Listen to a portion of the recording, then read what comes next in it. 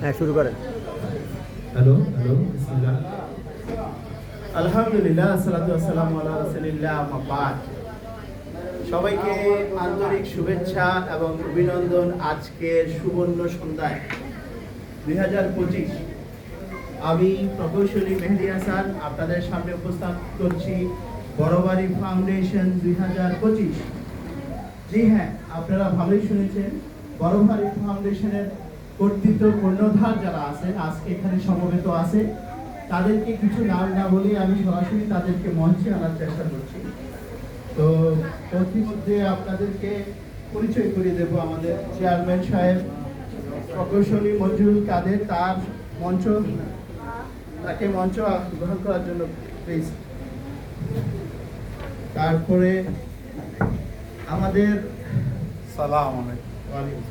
ব্যবস্থাপনায় আমি স্বয়ং আছি। তারপরে আমাদের সেলিম ভাইকে বলছি মঞ্চ স্থাপন করার জন্য। উনি আমাদের আইন বিষয়ক প্রজ্ঞাপনা দেন, অর্থাৎ ঠিক আছে, আমাদের আইন জটিলতা থাকলে সেগুলো বিষয়ে কথোপকথন করেন। তারপরে আছে ফারজানা মাহমুদ লুনা। তার মঞ্চ আসার জন্য তাকে অনুরোধ করছি।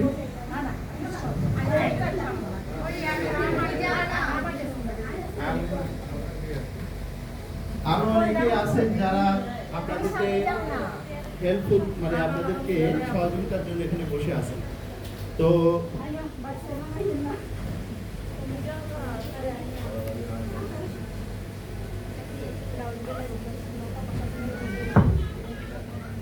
আমাদের পাশে আমাদের ছোট্ট বলি রামা, সে সংস্কৃতি বিষয়ক বিনোদন দেওয়ার জন্য। তারপরে অনন্যা তাসলিম পেমা, সে এখানে আছে, পরিচয় করে দিচ্ছে নাটক করার জন্য।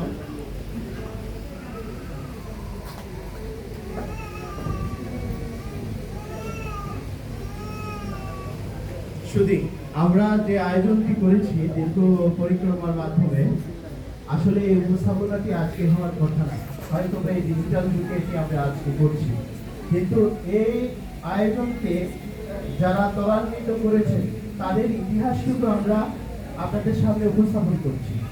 তার মধ্যে আমার বড়বাড়ি ফাউন্ডেশনের একজন কর্ণধার দুজন এখানে উপস্থিত নেই, তারা একজন ব্যাংককে আছেন সেখান থেকে আইডিয়া নেওয়ার জন্য, আর একজন বর্তমানে কক্সবাজারে আছেন প্রোগ্রাম সেটআপের জন্য। তো তাদেরই একজন ফজিলাতুন্নেসা, ওনাকে জানাচ্ছি আপনি একটু আমাদের মঞ্চ স্থাপনের মঞ্চে আসার জন্য আসেন।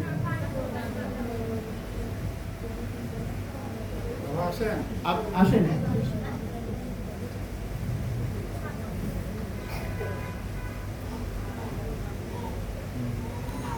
আর আমাদেরই একজন সম্মানিত ভাই, আমাদেরকে সবসময়, আমাকে বিশেষ করে সবসময় সর্বদিক দিয়ে হেল্পফুল, তাদের পরিবার আমাকে সবসময় সহযোগিতা করে এসেছেন।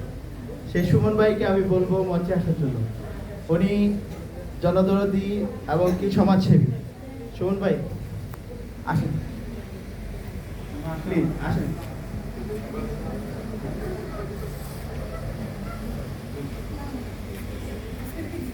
এখন আমি পরিচিতি পর্বে আসি।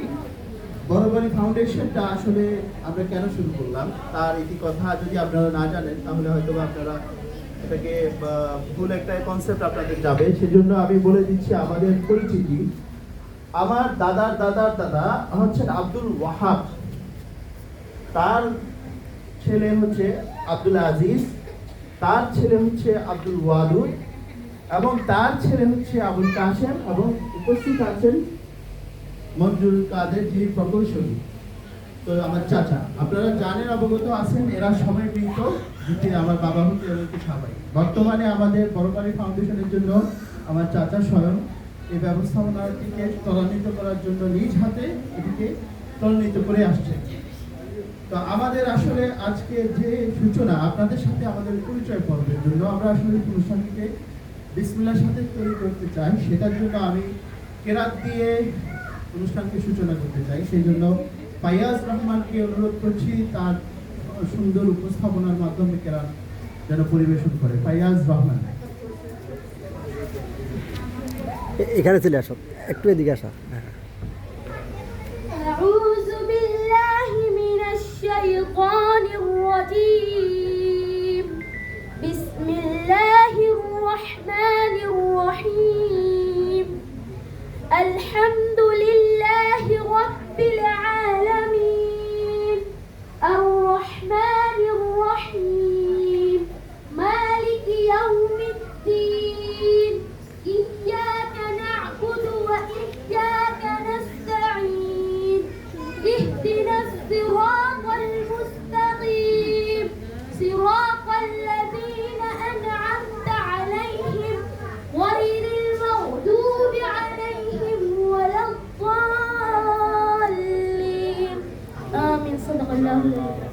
মাশাআল্লাহ মাশাআল্লাহ। আচ্ছা, আপনাদেরকে একটু বলতে চাই, এটা শিক্ষা। যে সূরাটি বলল, কে বলতে পারবে এই সূরার নাম কি? এনারা ছাড়া এটার একটা আরবি নাম আছে। আমরা একটু শিখবো, জানবো, একটা অনুষ্ঠানকে আনন্দ দেব, তার জন্য 100 টাকা পুরস্কার। দেখি দেখি দেখি, না না বললে হবে না, ডিসকোয়ালিফাই। বলতে হবে না, হাত তুলে না, আমরা বলবো। হ্যাঁ হ্যাঁ হ্যাঁ, যে জি চেয়ারম্যান সাহেব, কাকে বলবো? ছোট জন, আমি আসছি। বিসমিল্লাহ। জি মা, আপনি কি বলবেন?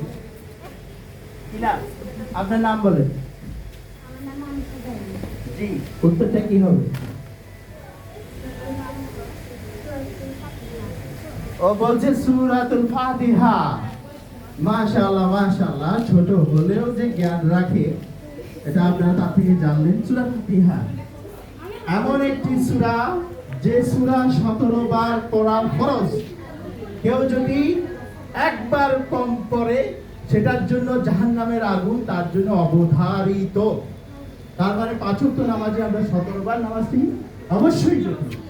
তাহলে সেখানে কি আছে? ইহদিনাস সিরাতাল মুস্তাকিম, আমাকে সহজ সরল পথে পরিচালিত করুন। তাহলে এই কথাটা আমরা বলি, বোবা তোর মতো বলি, কিন্তু গ্রহণ করি না। সেটা আপনাদেরকে শেখানোর জন্য কিন্তু আজকে তার অবতারণা করলাম। এটাকে উম্মুল কুরআন বলা হয়, কোরআনের মা। কোরআনের মা সিফাত, মানে এটাকে আরেকটি নাম আছে, এটা শাফায়াতের সূরা। এই সূরা পড়ে জ্বর, যে কোনো রোগ, আল্লাহ যদি ভালো আলেমদার হয়, সে ফু দিলে ভালো হয়ে যাবে। এটা একবার ঘটনা ঘটছে রাসূল সাল্লাল্লাহু আলাইহি ওয়াসাল্লামের জামানায়। সাপে কাটছে, এক সাহাবী সূরা ফাতিহা পড়ে ফু দিয়েছে, উঠে দাঁড়াইছে। তাকে 40 থেকে রায়াতে আছে 40টা হাদিয়া দেওয়া হয় ছাগল। তাহলে বোঝা গেল এটি কি, এই সূরা পড়ে ঝাঁপিয়ে করা যায়। কেরাতকারী অবশ্যই মুমিন হতে হবে, বিক্রয় করলে হবে না। তো আলহামদুলিল্লাহ, এটি আসলে একটু শিক্ষণীয় জিনিস ছিল, আপনাদেরকে জানিয়ে দিলাম। আর যে কথাটি আমি আজ বলতে চাই, যে আমরা আসলে কি করি, ফাউন্ডেশনের কাজ অর্গানাইজ করা, একত্রিত করা, মানুষকে হেল্পফুল কোনো টাস্কে রাখা। এটি আমার দাদা দাদা দাদা তারা সবাই তাদের চিন্তা ভাবনা ছিল। আমার দাদি আমাকে কানে আঙুল ধরে ধরে ধরে ধরে এই জিনিসগুলো শেখাতেন, আমার এখনো স্পষ্ট মনে আছে। আমি আরেকটি ফাউন্ডেশন করার চেষ্টায় ছিলাম, সেটি হচ্ছে সরকার পরিবার, আমার নানার পরিবার থেকে। সেটি আমি সঙ্গত কারণে ওখান থেকে হেল্পফুল সাজেশন পাইনি, তারপরে সেটা আমি অবস্থ অফ আছে। ওনারা যদি মানে করেন, সেটাকেও আমরা একটু জীবন্ত করতে চাই, কারণ এই বংশটা অনেক বিশাল। তাদের ব্লড বাই মানে মনের আবেগ, এমনকি ভালোবাসা প্রচুর। তাদেরকে প্ল্যাটফর্মে আসতেই হবে। সেই জন্য আমার নানার নামে আমি সেটাকে অ্যাডভার্টাইজ করছিলাম, তাও 5 বছর আগে, সরকার পরিবার। তো আমি আশা রাখবো তারা যেন সেটি নজর দেন।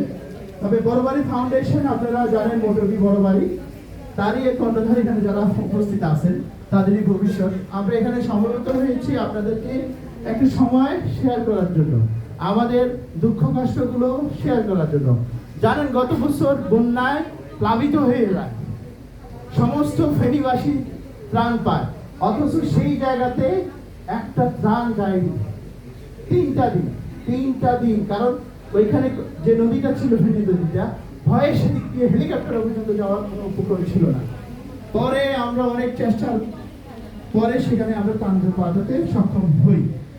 এই যাত্রাগুলো তো সমাধান দেওয়া যাবে, কিন্তু সমাজকে সুসংগঠিত করতে গেলে আমাদের এক হয়ে চলতে হবে। আপনি অ্যাকাউন্ট দিয়ে বলতে কোনো কিছু তুলতে পারবেন না, কিন্তু যখন মুষ্টিমেয় 5টা আঙ্গুল দিয়ে যদি আপনি কিছু ধরেন, সেটা কি প্রকৃত ধরা হয়। তো আমি আমার বক্তব্য দীর্ঘায়িত করবো না। আমি সম্মানিত আমাদের চেয়ারম্যানকে তার শুভেচ্ছা বাক্য, এমনকি আজকের যে আমাদের ক্যাকের পর্ব 2025-এর, সেটিকে উদ্বোধন করার জন্য আমার তরফ থেকে সাদরে অনুরোধ করছি। আমি স্বাগত বক্তব্য পাশাপাশি এটার জন্য ডিক্লারেশন করার জন্য।